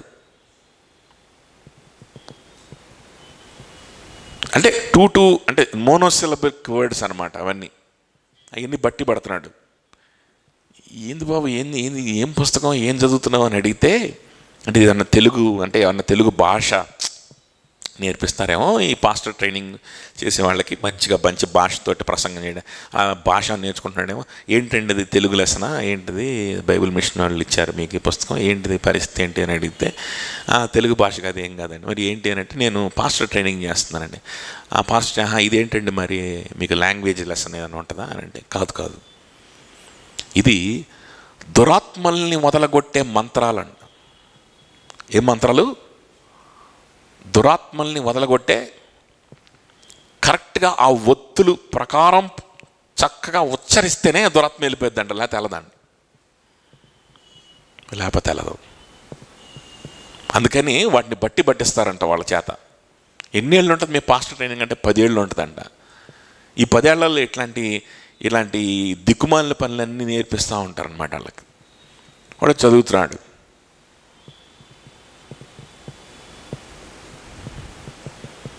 మంత్రాలు, ఒత్తులు ఉంటాయి. ఆ ఒత్తులు కరెక్ట్గా ఆ స్ట్రెస్ దేని మీద పడాలి, ఎన్ని ఉన్నాయన్నమాట దాని మీద. అది కరెక్ట్గా పడితే దురాత్మ వెళ్ళిపోద్ది, లేకపోతే వెళ్ళదు. అది పడితే స్వస్థత వస్తుంది. ప్రార్థన చేయాలి. లేకపోతే మంత్రాలు చదువుతున్నాడు, లిటరల్గా మంత్రాలే. ఇంకా మంత్రాలు. అప్పుడు అర్థమైంది ఈ బైబిల్ మిషన్ గురించి. అప్పటి నుంచి స్టార్ట్ ఏందో వీళ్ళ సంగతి ఏందో కనుక్కుందామని. తర్వాత తెలిసింది చాలా భయంకరమైన. సో ఇదేదో ఇలాంటి మంత్రాలు ట్రైనింగ్ ఇచ్చేవాళ్ళు ఉన్నారు. సో పేతురు వెంటనే, సీమోను, నువ్వెంత ఆసక్తి కలిగి ఉన్నావయ్యా, రా నీకు మంత్రాలు నేర్పిస్తా, మేము కూడా పరిశుద్ధాత్మ ఆ స్వస్థత ఎలా పొందుకోవాలి, ఎలా ఇవ్వాలి, ఎలాగ ప్రార్థన చేయాలో, ఎలా ఉచ్చరించాలి నేర్పిస్తుందా అన్నాడు అనుకున్నారా? అందులో పేతురు ఏమన్నాడు తెలుసా? శపించాడు సీమోను పేతుర్ని, నాశనమవుదువుగాక. శపిస్తే వాడు వణికిపోయి భయపడిపోయి, అయ్యా తప్పైపోయిందయ్యా, నన్ను క్షమించయ్యా, నువ్వు ఆ విధంగా శపిస్తే అట్లాగా నీ దేవుణ్ణి నన్ను క్షమించమని వేడుకో, తప్పైపోయింది అని చెప్పి కాళ్ళ వేళబడ్డాడు. ఆ తర్వాత ఉంటుంది, చదువుకోండి కింద. సో వీడెవడు? సీమోన్ అనబడే గారడివాడు. ఇటువంటి పాస్టర్ అని పేరు పెట్టుకొని రావచ్చు, కానీ వాళ్ళు పాస్టర్లు కాదు. వాళ్ళు ఎవరు? గారడి వాళ్ళు. ఎవరు? మెజిషియన్స్, సార్సరర్స్. వారు ఆధారపడేటువంటిది దేవుని మీద కాదు, వాళ్ళు ఆధారపడేటువంటిది పరిశుద్ధాత్మ దేవుని యొక్క సహవాసం మీద కాదు. వాళ్ళ రూట్స్ యేసుక్రీస్తుని ప్రేమించడంలో లేవు. యేసుక్రీస్తుతో రిలేషన్షిప్ కలిగి ఉండడంలో లేవు వాళ్ళ రూట్స్. వాళ్ళ మంత్రాల మీద ఆధారపడేవాళ్ళు, తంత్రాల మీద ఆధారపడేవాళ్ళు, సార్సరస్, ఐడోలట్రస్. గుర్తుపెట్టుకోండి, ఇటువంటి దుస్థితికి ఎవరు దిగజారద్దు. ఇంకొకళ్ళు ఉన్నారన్నమాట. అదే అపోస్తల కార్యంలో 19వ అధ్యాయంలో మీరు రాసుకునే తర్వాత చదవండి. 19వ అధ్యాయంలో ఉన్నారు. క్షేవ అనేటువంటి వాడి యొక్క కుమారులు ఉన్నారు. వీళ్ళు ఏంటనంటే వీడికి స్వస్థతలు చేద్దామని చెప్పి బయలుదేరి, దురాత్మను వదిలిద్దామని చెప్పి బయలుదేరి, దురాత్మ పట్టినోడి ఆడి దగ్గరికి వెళ్ళి ఏమన్నారట? యేసు నామంలో పో అన్నారట. ఎవరి నామంలో? అప్పుడు ఆ లోపల ఉన్న దురాత్మ ఏం చెప్పిందంటే, అరే మాకు యేసెవడో తెలుసు, పౌలెవడో తెలుసు, మాకు అన్నీ తెలుసులే, కానీ నువ్వెవడురా మమ్మల్ని పొమ్మడానికి అని చెప్పి అవన్నీ వాళ్ళ మీద ఎగిరి దూకి వాళ్ళని రక్కి పంపించినాయి అంట. అర్థమవుతుందని చెప్పింది. దురాత్మకు కూడా తెలుసు ఎవరు యేసై, ఎవరు యేసైతో సంబంధం కలిగి ఉండడం అంటే ఏంటి. ఊరికే మంత్రం ఉపయోగిస్తే అయిపోద్ది అనుకుంటున్నావా? ఊరికే పదాలు ఉచ్చరిస్తే అయిపోద్ది అనుకుంటున్నావా? లేకపోతే అఫర్మేషన్స్ చేసుకుంటే అయిపోద్ది అనుకుంటున్నావా? ఇలాంటి తిక్కల వ్యవహారాల నుంచి మనం బయటికి రావాలి. పాస్టర్లు అనబడే వాళ్ళు కూడా దురదృష్టం ఏంటంటే వీటిని ప్రోత్సహించేటువంటి దుర్మార్గులు ఉన్నారు. సరే, ఆ తర్వాత 3వ భాగంలోకి వెళ్దాం. చకచక చూసేసి మనం ముగించేద్దాం, ఎందుకంటే మళ్ళీ దీన్ని కట్ చేయడం మంచిది కాదు. సో ఒక ఫ్లోలో వెళ్ళిపోతే బెటరు. సో 3వ భాగం ఏంటి అని అంటే ద్వేషము, కలహము, మత్సరము, క్రోధము, కక్షలు, భేదములు, విమతములు. ఈయనొక్కటి చూద్దాం. ఫస్ట్ ఏంటి అని అంటే ద్వేషం. ఎఫెసీయులకు రాసిన పత్రిక 2:16. చకచక తీయండి, ఎవరో ఒకళ్ళు. అందరు తీస్తూ ఉండండి, తీసిన వాళ్ళు గట్టి చదివేసిండి, మైకున్న లేకపోయినా. ఎఫెసీయులకు రాసిన పత్రిక 2:16. తన సిలువ వలన ఆ ద్వేషమును సంహరించి దాని ద్వారా వీరిద్దరిని ఏక శరీరముగా చేసి దేవునితో సమాధాన పరచవలెనని ఈలాగు చేసెను గనుక ఆయనయే మనకు సమాధాన కారకుడై ఉన్నాడు. యూదులకు అక్కడ ఉన్నటువంటి గ్రీస్ దేశస్తులకి మధ్యలో వైరం ఉంటుంది, ఒక ద్వేషం ఉంటుంది. సో వాళ్ళు తక్కువ వాళ్ళు, మేము ఎక్కువ వాళ్ళం, వాళ్ళకంటే మేము ఎక్కువ భక్తులం అనేటువంటి ఒక రకమైనటువంటి ద్వేషం.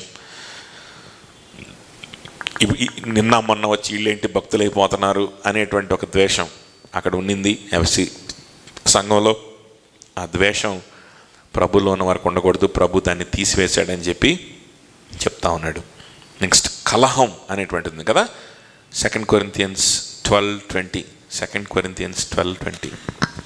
ఎందుకనగా ఒకవేళ నేను వచ్చినప్పుడు మీరు నాకు ఇష్టలుగా ఉండరేమో అనియు నేను మీకు ఇష్టడనుగా ఉండనేమో అనియు ఒకవేళ కలహములు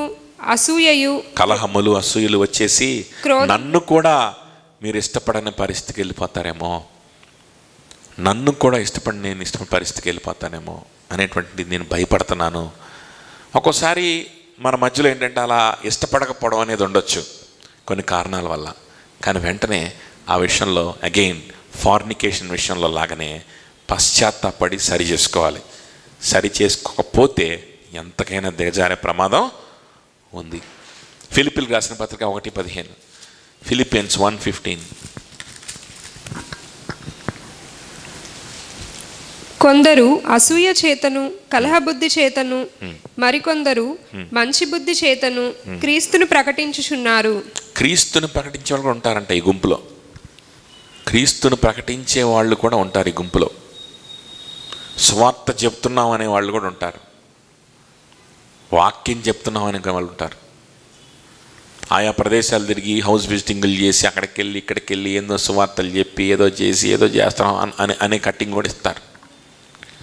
ఎందుకు చేస్తారా పని? ప్రభువు పట్ల ప్రేమతో చేయరు. రూట్స్ అక్కడ లేవు. దేనికోసం చేస్తారంట? కలహము కోసం. మరికొందరు మంచి బుద్ధి చేతను క్రీస్తును ప్రకటించు. కలహము కోసం చేసేవాళ్ళు కూడా, కలహ బుద్ధితో సువార్త పని కూడా చేసేవాళ్ళు ఉంటారు. కాబట్టి దేనికోసం చేస్తున్నాం అనేటువంటిది జాగ్రత్త చూసుకోవాలి. మొదటి తిమోతికి రాసిన పత్రిక 6:4. వాడేమియు ఎరుగక తర్కములను గూర్చియు వాగ్వాదములను గూర్చియు వ్యర్థముగా ప్రయాసపడుతూ గర్వాంధుడగును. వీటి మూలముగా అసూయ, కలహము, కలహము వచ్చేస్తుంది. దేనివల్ల వస్తుంది అంటే వాడుకు మిడిమిడి జ్ఞానం ఉంటుంది అనమాట. వాడికి సగం తెలుసుకుంటాడు, సగం తెలవదు. సగం తెలుసుకొని డిస్కషన్ స్టార్ట్ చేస్తాడు, పూర్తిగా తెలుసుకొని సావడు. సగమే వింటాడు, సగమే విని ఇంకా డిస్కషన్ స్టార్ట్ చేస్తాడు, ఇంకా అనాలసిస్ స్టార్ట్ చేస్తాడు, ఇక పక్కనోడి దగ్గరికి వెళ్ళి చెవులు కొరకడం స్టార్ట్ చేస్తాడు. నిజమేనా అంటావా? ఆయన చెప్పింది ఏదో దళితులు రాసిన పత్రిక చెప్పాడు కానీ ఎందుకు చెబుతున్నాడు, అది అంతా కరెక్టేనా అంటావా అని చెప్పి పూర్తిగా ఎండవు. ప్రీవియస్గా మాట్లాడుకున్నవన్నీ కూడా ఫస్ట్ చాప్టర్ నుంచి చదివితే ఇంకా క్లారిటీగా అర్థమవుతుంది. వీడేం చేస్తాడంటే వస్తాడనమాట, వచ్చి ఇంకా పక్కన వాడితో డిస్కషన్ సగమే వింటాడు, డిస్కషన్ స్టార్ట్ చేస్తాడు. ఇలాంటి వాళ్ళ వల్ల ఏమొస్తుంది? కలహం వస్తుంది. ఇలాంటి వాళ్ళ వల్ల మనం మనుషులకు దూరం అయిపోతాం. నిజమైన ప్రేమ మన మధ్యలో లేకుండా పోద్ది. నెక్స్ట్ తీతుకు రాసిన పత్రిక, టైటస్ చాప్టర్ 3:9. అవివేక తర్కములను, వంశావళులను, కలహములను, ధర్మశాస్త్రం గురించిన వివాదములు, అవివేక తర్కములు, ఇంకా ఏంటి, వంశావళులు కదా, అనవసరమైన విషయాలు అన్నమాట. అందుకనే బైబిల్ చదివేటప్పుడు కూడా ఒరే నాయన ముందు న్యూ టెస్ట్మెంట్ చదవండి, అర్థమైన విషయాలు చదవండి, పత్రికలు చదవండి, సువార్తలు చదవండి అని చెప్తే ఏం చదువుతున్నావు బాబు అని అంటే ఇవన్నీ చదవకుండా మనోడు సరే కాస్త అవగాహన ఉన్నోడు చదివి దాని గురించి డిస్కషన్ చేస్తే పర్వాలా. ఇవి డిస్కషన్ చేసే అంత స్నేహం ఉండదు, అంత టైం ఉండదు, మళ్ళీ డౌట్స్ క్లారిఫై చేసుకునే టైం ఉండదు, డిస్కషన్ చేసే టైం ఉండదు, పోనీ సొంతగా ఏదైనా మంచి కమెంటరీస్ అవి చూసే అంత టైం ఉండదు. మనోడు మాత్రం లేవీ కాండం చదువుతుంటాడు, నిర్గమక చదువుతుంటాడు. ఏం అర్థమైద్ది నీకు? వ్యర్థమైన ఆలోచనలు వస్తాయి, వ్యర్థమైన డిస్కషన్లు వస్తాయి. కాబట్టి అలాంటి పనులు ఎవరు చేయకండి. ఈ వ్యర్థమైన డిస్కషన్లు ఎక్కడ దాకా దారితీస్తాయి అంటే కలహాల దాకా దారితీస్తాయి అంట. అసలు సబ్జెక్ట్ వదిలేసి వీటిల్లో కలహాలు వచ్చేస్తాయంట. సున్నతి పొందాలా వద్దా, పంది మాంసం తినాలా వద్దా,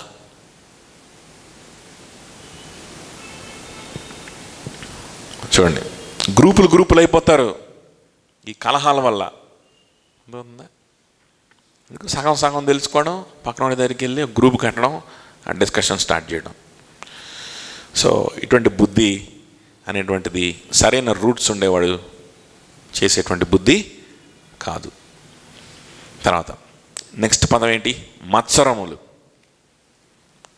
ఆ తర్వాత అసూయలు అనేటువంటిది కూడా తర్వాత ఉంది. ఆ రెండు కూడా ఒకటే. 1 Corinthians 3:3, 1 కొరింథీయులకు రాసిన పత్రిక 3:3. మీలో అసూయయు కలహమును ఉండగా మీరు శరీర సంబంధులై మనుష్య రీతిగా నడుచుకొని వారు కారా? ఒకడు నేను పౌలు వాడను, మరి ఒకడు నేను అపోలో వాడను అని చెప్పినప్పుడు మీరు ప్రకృతి సంబంధులైన మనుషులు కారా? ప్రకృతి సంబంధమైన మనుషులు, శరీరానుసారమైనటువంటి మనుషులు, మీరు కలహములు ఉన్నటువంటి మనుషులు. అందుకనే నేను అపోలో వాడను, నేను పౌలు వాడను. ఇంకోటేమో నేను అసలు ఎవడు కాదండి, మేము యేసుక్రీస్తు వాళ్ళం అని ఒకడు కదా. ఒకడేమో మా సిద్ధాంతం ఇది అంటాడు, ఇంకోటి మా సిద్ధాంతం అదే అంటాడు, ఇంకొకటి వచ్చి అసలు ఇవన్నీ కాదు మేము బైబిల్ మిషన్ అంటాడు, బైబిల్ అంటాడు, అయిపోయా బిబ్లికల్ అంటాడు. అంటే ఇలాంటి సిద్ధాంతాలు నేర్చుకోవద్దని కాదు, బిబ్లికల్ అనొద్దు అని కాదు. మనం బిబ్లికల్గా ఉండాలి, సిద్ధాంతాలు నేర్చుకోవాలి. ఏంటి బైబిల్ అసలు ఏ ఇంటర్ప్రిటేషన్ ఏంటి, దాని సరైన ఇంటర్ప్రిటేషన్ ఏంటి, ఇవన్నీ నేర్చుకోవాలి. ఇక్కడ చెప్తుంది ఏంటంటే దీని గురించి కాదు, ఇక్కడ చెప్తుంది ఏంటంటే నీ బుద్ధి గురించి. నీ బుద్ధి బాగలేక నువ్వు ఎంత షో చేస్తున్నావు. నువ్వు ఒక వ్యక్తి చెప్తే, ఒక వ్యక్తి వాక్యం చెప్తే, ఒక వ్యక్తుల దగ్గరికి, కొంతమంది వ్యక్తుల దగ్గరికి వెళ్ళి ఆ స్థానిక సంఘంలో నిన్ను తగ్గించుకొని, హంబుల్ చేసుకొని, ఆ వ్యక్తులతో డిస్కస్ చేసి, ఆ వ్యక్తులతోటి వాక్యాన్ని చర్చించి, ఒక వ్యక్తి చెప్పే వాక్యాన్ని ధ్యానించి విని అర్థం చేసుకునేటువంటి తగ్గింపు నీకు లేక, ఆ మనసు నీకు లేక, గర్వంతో నింపబడి ఒకటి చెప్తే నేను వినేదని చెప్పి నువ్వేం చేస్తావంటే నువ్వు సొంతగా ఆలోచించుకుంటావు. సొంతగా ఆలోచించుకొని వీడి దగ్గరికి వెళ్ళినప్పుడేమో మేము మీ బ్యాచ్ కాదండి, మేము ఆ బ్యాచ్. మళ్ళీ వాళ్ళ దగ్గరికి వెళ్ళి మేము ఇది కాదండి, మేము బైబిల్. ఒకటి చెప్తే వినే ఆలోచన లేని మనసు లేనివాడు ఏం చేస్తాడంటే వీడి విధంగా గ్రూపుల పేర్లు మాట్లాడతాడు, డినామినేషన్ పేర్లు మాట్లాడతాడు, డాక్టర్ల పేర్లు మాట్లాడతాడు. తర్వాత నెక్స్ట్ క్రోధము. ఎఫెసీ రాసిన పత్రిక 4:32, ఎఫిషియన్స్ 4:32.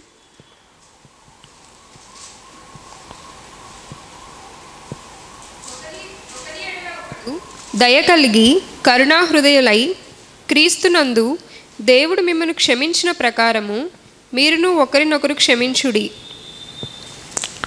ఒకరినొకరు క్షమించుడి. క్రోధం, బౌట్స్ ఆఫ్ యాంగర్ అని ఉంటుంది ఇంగ్లీష్లో. అంటే ఒక వ్యక్తిని చూడంగానే, ఒక వ్యక్తి మొహం చూడంగానే చిరాకు రావడం. ఏదో తప్పు చేసి ఉంటాడు, నీకు విరోధంగా ఏదో చేసి ఉండొచ్చు, లేకపోతే వాడి పద్ధతులు నీకు నచ్చకపోవచ్చు, వాడి మనస్తత్వం నీకు నచ్చకపోవచ్చు.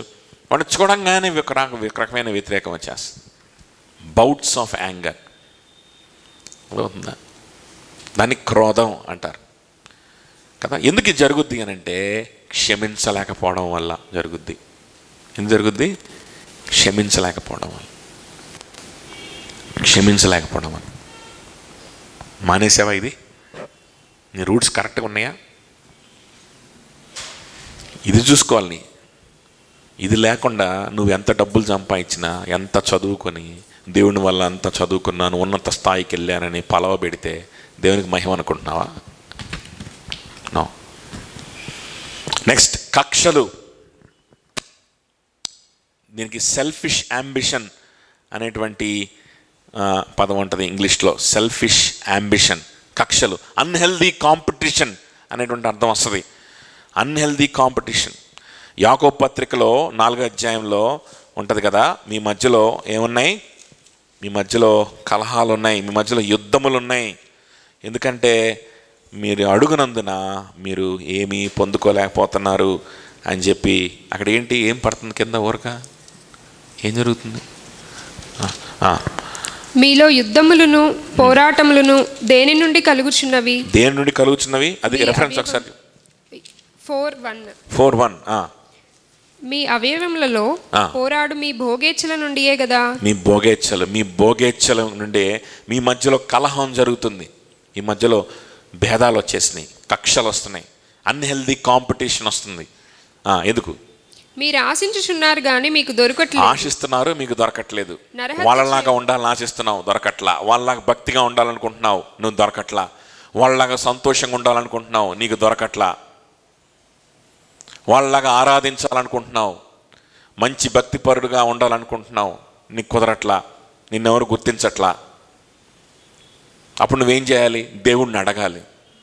ప్రభా నాకు విశ్వాసం ఇవ్వు, ప్రభా నాకు భక్తినివ్వు, ప్రభా నిన్ను ప్రేమించే మనసునివ్వు. నా మనసు ఎటో ఉంది, వీళ్ళందరూ చక్కగా నీలో తృప్తిగా ఉన్నారు, సంతోషంగా ఉన్నారు, నాకు కూడా మనసునివ్వు ప్రభా అని అడగాలి. నువ్వు అడగవు. నువ్వు అడగనందున నువ్వేమీ పొందుకోవట్లేదు. చదవాలి. మీరు ఆశించుచున్నారు గాని మీకు దొరకట్లేదు. నరహత్య చేయుదురు, మత్సర పడుదురు గాని సంపాదించుకొనలేరు, పోట్లాడుదురు, యుద్ధము చేయుదురు గాని దేవుని అడుగనందున మీకేమీ దొరకదు. నీకేమీ దొరకట్లేదు. నువ్వు దేవుణ్ణి అడగట్లేదు, నీకేం దొరకట్లేదు. విశ్వాసం గురించిది, డబ్బుల గురించి కాదు. మళ్ళా నువ్వు దేవుణ్ణి అడగట్లా, ప్రభా నాకు విశ్వాసం ఇవ్వు, నాకు నీ పని చేసే శక్తి నువ్వు, నీ సువార్త చెప్పే శక్తి నువ్వు అని నువ్వు ఎప్పుడు అడగవు. అడుగునందున నీకు దొరకట్లేదు. అందుకే నువ్వు సరైన చర్చి మెంబర్గా ఉండలేవు. అందుకే నిన్నెవరు సంఘంలో విశ్వాసగా గుర్తించరు, అందుకే నిన్ను ఒక సేవకుడుగా గుర్తించరు. దానికి మళ్ళీ బాధపడిపోతుంటావు, దానికి మళ్ళీ ఫీల్ అయిపోతుంటావు. ఆ గుర్తింపు ఎట్ట సంపాదించుకోవాలా అని చెప్పి కలహాలు, కక్షలు, వాడి మీద చెప్పడాలు, సాడీలు చెప్పడాలు, వాడిని డిగ్రేడ్ చేయడానికి ప్రయత్నం చేయడాలు, ఉన్న వాళ్ళ గురించి ఏందో మాట్లాడాలు, ఏందో పిచ్చి పిచ్చి పనులన్నీ చేస్తుంటావు.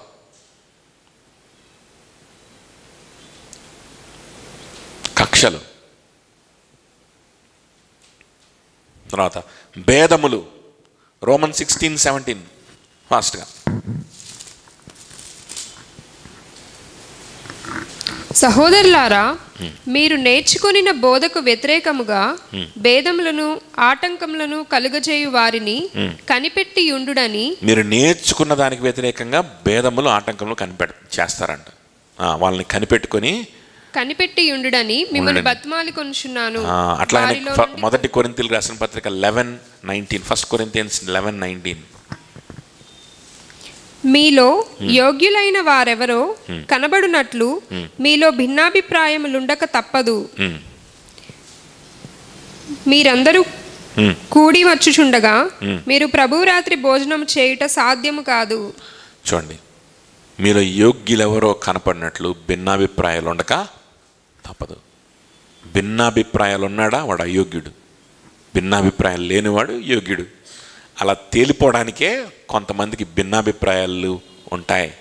ఏంటి భిన్నాభిప్రాయాలు అంటే వేరే విధంగా ఆలోచించడం. అంటే వాక్యాన్ని నేను ఒక రకమైనటువంటి విధంగా ఆలోచిస్తున్నాను, ఇంకొకరు ఇంకో రకమైన ఆలోచిస్తున్నాను అంటే ఆ భిన్నాభిప్రాయాలు పర్వాలేదు, దాన్ని డిస్కస్ చేసుకుంటాం, దాన్ని మనం ఏంటంటే దాన్ని మనం సార్ట్అవుట్ చేసుకుంటాం, అది పర్వాలేదు. ఆ భిన్నాభిప్రాయం కాదు. ఇది ఏంటి అని అంటే ఇందాక రోమిలకు రాసిన పత్రికలు చదువుకున్నాం కదా, అది మ్యాచ్ చేసుకొని చూసుకోవాలి మనం. రోమిలకు రాసిన పత్రికలో ఏముంది, ఏం చెప్పాడు? మీరు నేర్చుకున్న దానికి భిన్నంగా మాట్లాడేటువంటి వాడు. అందరం కలిసి మనం నేర్చుకుంటున్నటువంటి విషయం ఏదైతే ఉందో డౌట్ వస్తే అడగాలి. దానికోసమే ఆదివారం సాయంత్రం మనం కూర్చొని సెర్మన్ డిస్కషన్ చేసుకుంటున్నాం డౌట్స్ అడగడానికి. వీళ్ళు డౌట్లు అడగరు, వీళ్ళకి డౌట్ వస్తే క్లారిఫై చేసుకోరు, అడిగి తెలుసుకోరు, పక్కనోడి చెవు కొరుకుతూ ఉంటారు. పక్కనోడి చెవు నేర్పించేవాడిని తక్కువ చేస్తుంటారు, నేర్పించినటువంటి విషయాన్ని కూడా మర్చిపోయేలాగా, కలుషితమైపోయేలాగా, డైల్యూట్ అయిపోయేలాగా వాగుతుంటారు. ఇటువంటి భిన్నాభిప్రాయములు, దీన్ని భిన్నాభిప్రాయాలు అంటారు. విమతములు అన్నా కూడా అదే పదం వస్తుంది, రెండు పదాలు ఒకటే అన్నమాట. సో మనం మానుకోవాల్సింది వీటిని అని ఇక్కడ చాలా స్పష్టంగా చెప్తున్నాడు. ఆ తర్వాత మత్తతులు, అల్లరితో కూడిన ఆటపాటలు. 1 Corinthians 6:10. 1 Corinthians 6:10.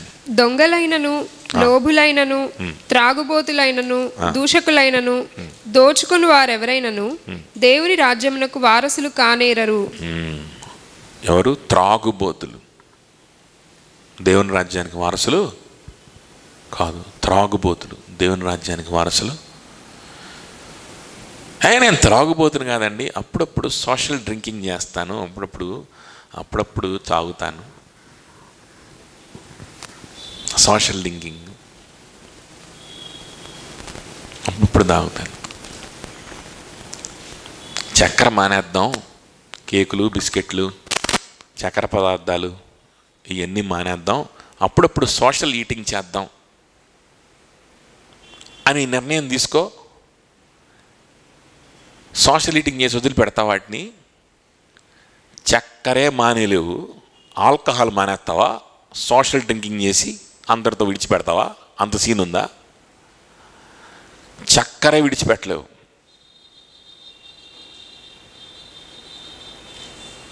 ఏదో సమయం లేకపోతే వేద్దాం ఒక బాటిల్ అనుకుని తెచ్చుకుంటాం, అయిపోద్ది. అది అవుతావు. ఏమవుతావు? ఎవరు? త్రాగుబోతులు. ఎవడన్నా బర్త్డే అప్పుడు సంవత్సరానికి ఒకసారి తిందాం ఆ కేకు అనుకుంటావా? అదే మానేలేవు. ఇక దానికి తోడు దానికి ఇవన్నీ తినడానికి అలవాటు పడిపోయిన తర్వాత ఎవడన్నా నిన్న మనకి సువార్త గుడికి జరిగింది, కేకులు తెచ్చారు మనోళ్ళు. అది తినకపోతే ఎట్లా అసలు సహోదర ప్రేమ ఎక్కడి నుంచి వచ్చింది, అది లేకపోతే అన్నట్టు ఫీలింగ్ వచ్చింది నాకు కొంతసేపు. కానీ నో అని అది తినలేదు, కానీ సమోసా తిన్నా. కేకు మానేలు చూస్తే మళ్ళా నాలుక లాగుద్ది. ఆల్కహాల్ మానేస్తామంట, సోషల్ డ్రింకింగ్ చేసి మళ్ళా దాన్ని ముట్టుకోకుండా ఉంటాడంట. ఎవడు చెప్తారు స్టోరీలు? త్రాగుబోతులు దేవుని రాజ్యానికి వారసులు కాలేరు. చాలా పెద్ద విషయం ఇది. దేవుని రాజ్యానికి వారసు అవ్వకపోతే నరకానికి వెళ్తామని అర్థం. చాలా పెద్ద రిస్క్, చాలా పెద్ద రిస్క్. కాబట్టి లేనిపోయినాడు జోలికి పోకుండా ఉంటే మంచిది కదా. అల్లరితో కూడిన ఆటపాటలు. 1 Peter 4:3 అయిపోయింది. 1 Peter 4:3. చేష్టలు, దురాశలు, మద్యపానము, అల్లరితో కూడిన ఆటపాటలు, త్రాగుబోతుల విందులు, చేయదగని విగ్రహ పూజలు మొదలైన వాటి యందు నడుచుకొనుచు అన్యజనుల ఇష్టము నెరవేర్చుచుండుటకు గతించిన కాలమే చాలును. చాలు. చూడండి, గత కాలంలో ఏ విధంగా ఉన్నాము, ఇప్పుడు మనం అలా ఉండకూడదని చెప్పి కొన్ని విషయాలు పేతురు రాసిన పత్రికలో రాస్తున్నాడు. ఆ టాపిక్ ఏంటి, అక్కడ కాంటెక్స్ట్ ఏంటి, నేను మొత్తం ఏమి చదివిస్తే టైం ఉండదు కానీ మీరు వెళ్ళి చదువుకోండి. The context is maintaining temperance in everything. ప్రతి విషయంలో మితము కలిగి ఉండడం. ఆల్కహాల్ విషయంలో, చక్కెర విషయంలో మితం కలిగి ఉండడం కూడా మన వల్ల కాదు, అది అవాయిడ్ చేయాల్సిన విషయాలు. అవి పక్కన పెట్టి మిగిలిన విషయాలు ఎంటర్టైన్మెంట్, ఒక సినిమా చూడడం, లేకపోతే ఒక మూవీ, ఒక సిరీస్ చూడడం, లేకపోతే ఇలాంటి ఎంటర్టైన్మెంట్ అయితే స్నేహితులతోటి కాసేపు ఎంటర్టైన్మెంట్స్ మనకు అవసరం. కానీ వీటిల్లో కూడా ఏముండాలంట, టెంపరెన్స్ ఉండాలి, మితం అనేది ఉండాలి, లిమిట్ అనేది ఉండాలి. ఇంక ఇదే నా లైఫ్ స్టైల్, రోజు ఇది చెయ్యందే నాకు నిద్ర పట్టదు, రోజు ఒక సినిమా చూడండి నాకు నిద్ర పట్టదు అనే స్థితికి దిగజారకూడదు. కొన్ని విషయాలు పూర్తిగా అవాయిడ్ చేయలేం, అవసరం లేదు కూడా. నాకు సోషల్ లైఫ్ కావాలి, స్నేహితులు కావాలి, కొంతమంది మనం ప్రేమించాలి, వాళ్ళ కోసం ప్రార్థన చేయాలి అని అంటే మనం we need to do something ఇలాంటి వాటి. కానీ వీటిలో కూడా ఏం కలిగి ఉండాలంటే మనం మితం అనేది, టెంపరెన్స్ అనేది మనము కలిగి ఉండాలి. ప్రభువుని అంగీకరించక ముందు ప్రభువుకి సంబంధం లేని వారికి టెంపరెన్స్ అనేది ఉండదు. ఎందుకు ఆపాలి, దీనివల్ల నష్టం ఏంటి అనుకుంటాడు. అనుకొని వాడు ఏంటంటే సినిమా తర్వాత సినిమా, సిరీస్ తర్వాత సిరీస్ చూస్తా కూర్చుంటాడు. వాడికి ఏముంది, ఇప్పుడు ఏం చేయాలి, ఏం పడవాలి, ఇప్పుడు పొద్దున్నే లేచి ఇప్పుడు నేను నా బ్రెయిన్ అంతా ఏంటంటే దేనికోసం నేను సేవ్ చేసుకోవాలి. కానీ ప్రభువుని ప్రేమించేటువంటి వ్యక్తికి చాలా పనులు ఉంటాయి. ప్రభు గురించి ఆలోచించాలి, ప్రభుని ధ్యానించాలి, ప్రార్థన చేసుకోవాలి, ప్రభుని ప్రకటించడం గురించి ఆలోచించాలి, ఇతరులకు చెప్పేదాని గురించి ఆలోచించాలి, స్నేహం గురించి ఆలోచించాలి, మనుషులతో స్నేహం చేసి లేకపోతే వాళ్ళని ప్రేమించి వాళ్ళ కోసం ప్రార్థన చేసి వాళ్ళకి సువార్త అర్థమయ్యేలాగా చేసి, ఇవన్నీ బోల్డ్ పనులు ఉంటాయి కదా, మనకి బోల్డ్ పనులు ఉంటాయి. ఖాళీగా ఉన్నాం కదా అని చెప్పి కూర్చొని 2-3 సినిమాలు అక్కడ చూస్తాం మనం. అదవుతుందా? మోడరేషన్. ఒక సినిమా చూడంగానే 3 గంటలు చూసాం చాలే ఎంటర్టైన్మెంట్ అనిపిస్తుంది అనమాట మనకి. ఇంక ఈరోజుకి చాలే కాస్త ప్రార్థన చేసుకుందాం, కాస్త వెళ్ళి పలానా వాళ్ళని కలిసేసి వద్దాం, పలానా ఏదైనా పరిచర్య చేద్దాం అనిపిస్తుంది కదా. So that should be the attitude of a Christian. గంటసేపు స్క్రీన్ చూస్తే, ఒక గంటసేపు, ఒక 2 గంటలు 3 గంటలు చూస్తే అది వెగటొచ్చేయాలి.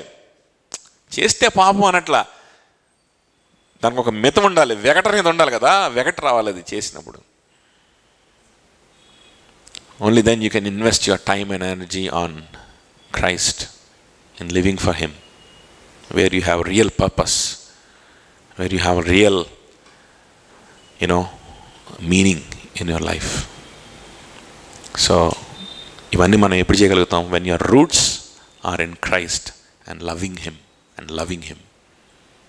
ఇక్కడ రూట్స్ ఉండాలి.